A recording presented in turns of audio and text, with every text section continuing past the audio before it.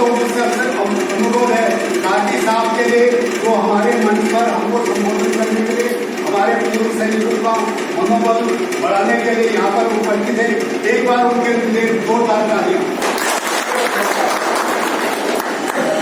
अब मैं अपनी वाणी को यहीं पर विराम देते हुए काजी साहब को अनुरोध करता हूँ जो शब्द बोलकर हमारे पूर्व सैनिकों का मनोबल बढ़ाएं। धन्यवाद।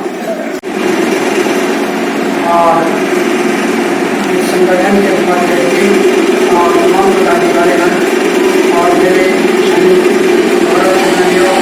खिलाड़ियों, हालांकि ये जो बैठक जो कार्यक्रम इस वक्त चल रहा है ये मीडिया उठा रखा है उस लोगों ने बहुत ही सराहनीय है। आज तक मैं समझता हूँ शायद मुझे लगभग यहाँ 27 साल हो गया पेंशन आया हुए और ये पहली बार रह गया हूँ मैं हमारे क्षेत्र में। अभी जितने आप लोग यहाँ पर बैठे हैं सभागार में इतने ही और हैं जो यहाँ आज नहीं आ पाते। बहुत अच्छी तादाद आप लोगों की। मैं एक चीज़ जब आप लोगों ने मंच में मुझे स्थान दिया पहले तो मैं इसके लिए आपको बहुत बहुत बधाई देना चाहता हूँ। मेरे सामने घर है जो भी आसाम रेफल का हो, CRPF का हो, कहीं का भी किसी को छोटी मोटी समस्याएं होती हैं उसको मैं अपने स्तर से यहाँ से निगत करते रहता हूँ। अब तो आसाम रेफल इतना सशक्त हो चुका है उत्तराखंड में कि इसकी कोई ऐसा मैं कल्पना भी नहीं कर सकता था। अभी सुप्रीम कोर्ट में आपके केस चल रहे हैं आपकी भलाई के लिए।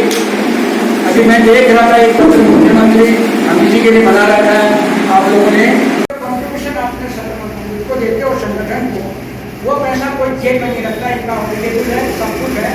वो पैसा इस वक्त 4-4, 5-5 लाख में सुप्रीम कोर्ट में वोटिंग कर रखा है इन्होंने आप लोगों का केस लड़ने के लिए। फ्री में कोई करता नहीं है। यहाँ से अगर आप धंधा पे जाओगे तो आपको 10 का नोट कुत्तों का देना ही पड़ेगा। ये एक विडम्बना है। मैं ये नहीं कह रहा हूँ, लेकिन ये मेरा आपसे निवेदन है जिसके सदस्यता नहीं ले रखी है वो सदस्यता जो है जरूर है, इसमें आपको बहुत फायदा होगा। दूसरी बात कहूँगा मैं, आज जो ये संगठन में इतने व्यक्ति यहाँ पर आए हैं ये सब नोटिस में आए हैं। 2-3 दिन में जो है 2-3 दिन रात के लिए किया रुद्रपुर से डेली स्कूटी में मेरे यहाँ आना भागना आपको फोन करना, तो एक इतना समर्पण भाव वाला एक शिष्य आपके पास में है। तो मैं ये कहूँगा कि आप लोग जरूर तो ये जो कॉन्ट्रीब्यूशन है ऐसा मिलेगा ये आप जरूर करें। तीसरी बात ये कहूँगा यहाँ पर, जैसे आज इस इलाके के मेरे ख्याल से हमारा बैठक ब्लॉक या पूरा रुद्रपुर से मेरे भी क्षेत्र में ये पहली बैठक है।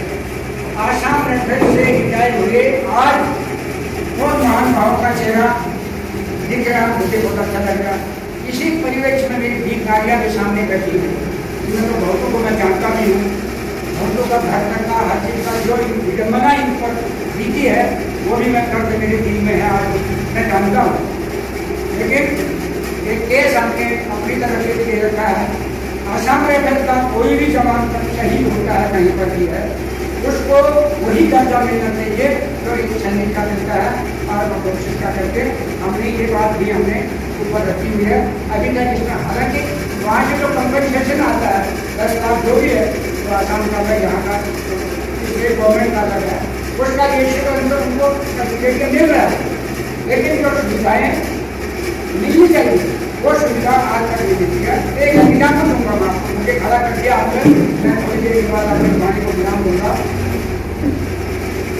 रुद्रपुर में एक आसाम रेफल का एक शहीद हुआ। जब वो शहीद होके आया वो थोड़ी कला में है तब उसे घर में भी गया। बड़े बड़े नेता आ गए वहाँ पर। जब शहीद तिरंगे में लपेट कर जब किसी का पार्थिव शरीर घर में आता है उसका उस समय का माहौल कुछ और ही होता है। वो सब आप और हम जानते हैं, वो गमगीन माहौल होता है। उसमें आवेश में आकर के हमारे कुछ नेता लोग चाहे कोई नहीं हो घोषणा कर देते हैं हम उनके लिए ये कर देंगे, हम उनके लिए वो कर देंगे। मैंने जिलाधिकारी के घर में खुले आम बोला नेता लोगों को बोला साहब आपके जुबान में आप उतनी बात कीजिए जो आपके हैसियत है, जो आप कर सकते हैं। वह उनके परिवार लड़ता रहा, कई दिन तक लड़ता रहा। लास्ट में वो नेतागिरी थोड़ी हो ही गई।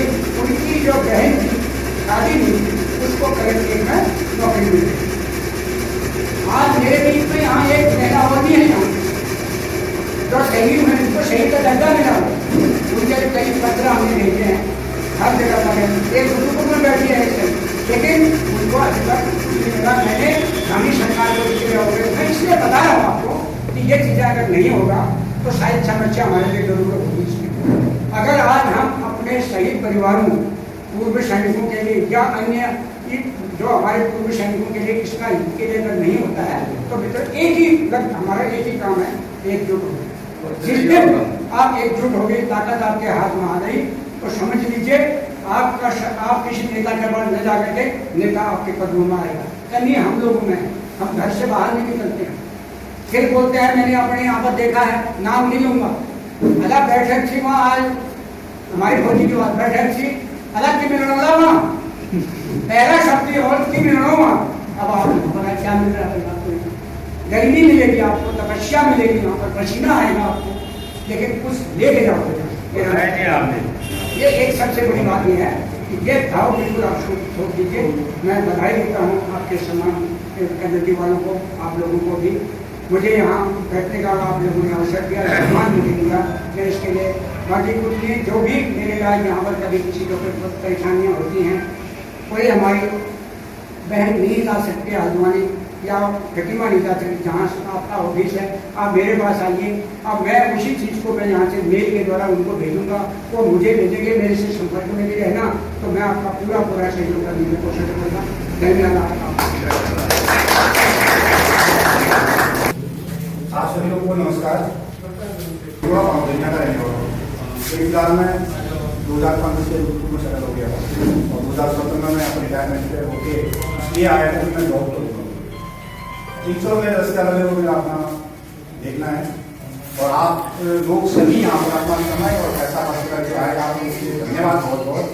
और मैं धन्यवाद करूँगा सुबेदार बलवंत सिंह साहब जिनने ये आयोजन किया आज का, और उससे ज़्यादा आप लोग सब लोगों की तरफ से यानी असम राइफल परिवार की तरफ से मैं बहुत बहुत शुक्रिया धन्यवाद करना चाहूँगा सुबेदार मेजर तारकी साहब का, जिनके मार्गदर्शन में यहाँ पर ये मीटिंग का आयोजन हो रहा है। और निकट भविष्य में उम्मीद करता हूँ आप लोग ऐसे ही सहयोग देंगे तो हम लोग अपने आप को मजबूत करने के लिए फिर मीटिंग करेंगे। ये आज पहली मीटिंग है, आपका काफी मतलब सहयोग है, मार्गदर्शन ही नहीं का है, सहयोग तो हमारे बलवंत साहब ने किया है यहाँ पर। तो भाइयों मैं बताता हूँ आप लोगों की असम राइफल क्या चीज है। जैसे साहब कह रहे थे आर्मी को ये मिलता है, आर्मी को वो मिलता है, हमको नहीं मिलता है। आर्मी के साथ कंपेरिजन मत कीजिए फिलहाल इसलिए मत कीजिए ताकि हमारी यूनिटी जो चलती है, असम राइफल जो चल रही है वो आर्मी अफसरों के अंदर उनके मार्गदर्शन में, उनके नियंत्रण में चलती है। लेकिन जो हमें पे और पेंशन, जो हमें खाना पानी देता है, वो देता है गृह मंत्रालय। यही हमारी बदकिस्मती समझिए कि दुविधा वाली बात तो हमारी ये है कि हमारा नाम कहीं नहीं है, न हम आर्मी के अंदर हैं न हम पुलिस के अंदर है।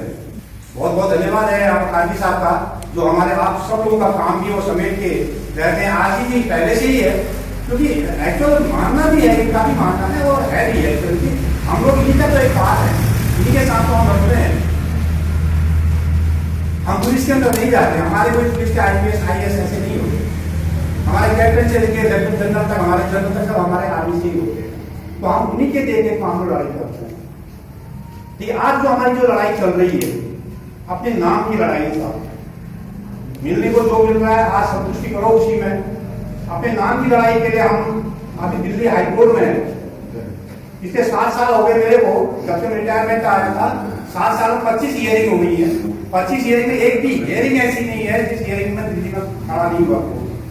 तो हमारी लड़ाई का मुख्य उद्देश्य यही है कि हमें सिंगल कमांड करो, ताकि हमारा एक पर्टिकुलर एक नाम तो हो। तो इस नाम की लड़ाई को लड़ते लड़ते हम 7 साल हो गए। इससे पहले के नाम मैं आपको बताऊंगा,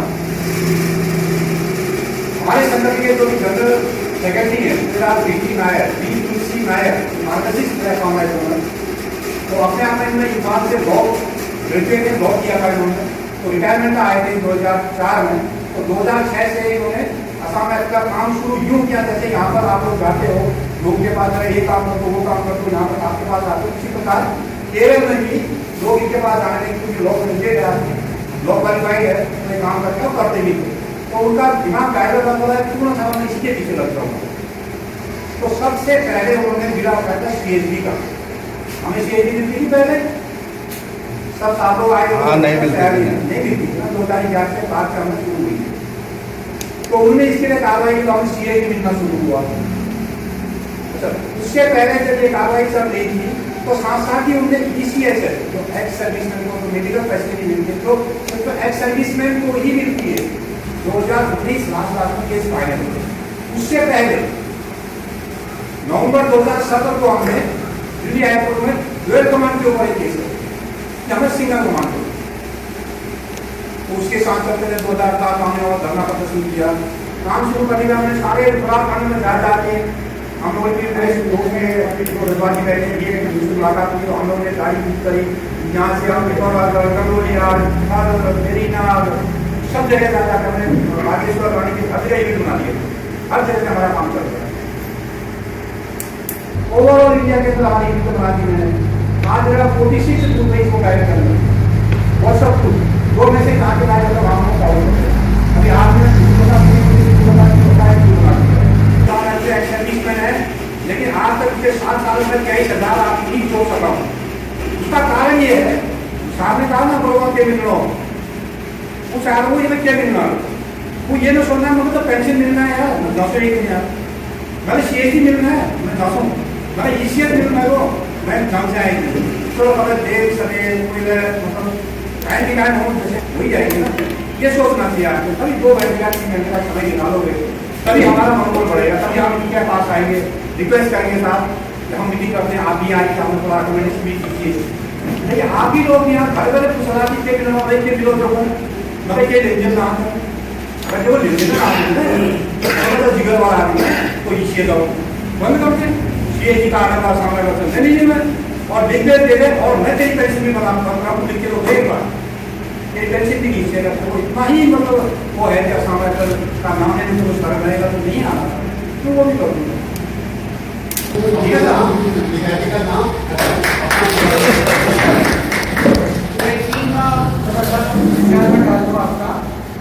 रुद्रपुर जो ECHS इस वक्त है वो सैनिक कल्याण के भवन में किराए पर चलता है, उसका 15-16 हज़ार रुपया किराया सेंट्रल गवर्नमेंट स्टेट गवर्नमेंट को देती है।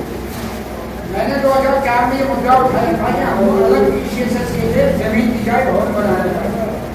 तो आपके सिद्धांत में डालूँ तत्कालीन जिलाधिकारी ने हमको यहाँ पर जब डॉक्टर नीरज खैरवाल थे यहाँ पर, उन्होंने हमें ECHS के ठीक पीछे जमीन मिल गई है जिसका हस्तांतरण होना बाकी रह गया। अभी स्टेट गवर्नमेंट देती है उसको सैनिक कल्याण होगा, वहाँ पर हमारा भव्य ECHS का भवन बन गया। फिर उसी के साथ पर मैंने सेंट्रल कमांड को चिट्ठी लिखी है कि हमें हमारे यहाँ जो बुजुर्ग पूर्व सैनिक हैं बहुत ज़्यादा उम्र वाले दूर भी जा सकते हैं, CHD कैंटीन का एक एक्सटेंशन काउंटर के लिए हमने प्रपोजल वहाँ पर भेजा हुआ है। जैसे ही ECHS का हमारा कॉन्ट्रैक्शन शुरू हो जाएगा तो हम CHD कैंटीन के लिए भी एक वहाँ पर व्यवस्था करेंगे। उसी के साथ जगह ज़्यादा है तो सैनिक मिलिंग केंद्र का भी निर्माण के लिए हम उसमें प्रपोजल भेज देंगे। अब ये मत समझना कि अगर वो भवन बन के तैयार हो जाएगा तो सिर्फ आर्मी वालों का होगा, वो गलत है। ये उसमें लिखित है, उसमें आप भी उसमें बैठक कर सकते हैं। जब भी हमारे कोई बैठक होगी सैनिक के ऊपर तो उसमें भी हम बैठक कर सकते हैं। आपको इसके बताएं। दूसरी बात बता रहा हूँ, जैसे साहब ने कहा है इस इलाके में कभी 1 महीना 2 महीना कभी भी आप बैठक करना चाहते हैं, आसाम लेवल वाले कोई आपके मुद्दे हों, कई चीज़ें अब ये 2024 में वोट की राजनीति चलेगी, तो अगर आप इस इलाके में 200 भी 100 भी पूर्व सैनिक आप लोग संगठित रहेंगे, वो नेता आपके कदमों में आएगा। जैसे कोई नेता वोट लेने के लिए बहुत बड़ा आपके गाँव में शीर करके हाथ बोला, नहीं माता जी आशीर्वाद दो, 5 साल के बाद आशीर्वाद है, हमें उसके गाँव में हाथ देना पड़ता है। भाई मेरा ये काम है नहीं है, ये बताइए। मैं एक पॉलिटिकल पार्टी का भी मुझे बहुत से आदमी जब हम खड़े हो गए राजनीति हमारी खत्म हो गई। हम एक ही लक्ष्य है हमारा, देश की सेवा, घर आने के बाद में समाज की सेवा, ये हमारा लक्ष्य है। और इस दिन तक भी मैं क्या, मेरे को 76 साल लग गया, मैं अभी भी करता हूँ। भागीरथी से पूछो मेरे साथ भागीरथी कहाँ जहाँ जाते हैं नगर में कहाँ को बुलाते हैं इनको, मैं साथ लेके चलता हूँ। ये एक भाव हो गया तो थोड़ा सा अभी काम करो। मेरे ख्याल से विशाल सिंह साहब आप हो गए, अखिलिया साहब हो गए, तो हमारे लोकल के हैं यहाँ, तो आप लोग तो ग्रुप है, जब कभी महीना को महीना में करना चाहो तो अच्छा है। अभी मैं मीडिया वालों को बुलाया था, शायद वो कहीं चले गए हैं, तो साथ एक निवेदन है और इनका नाम लिख करके, आज का एजेंडा लिख करके, पदाधिकारी का उसमें नाम लिख करके और एक फोटो इनका करके मुझे ये देना, ताकि मैं अखबार में भेज दूँगा। मैं इसीलिए मैं दोबारा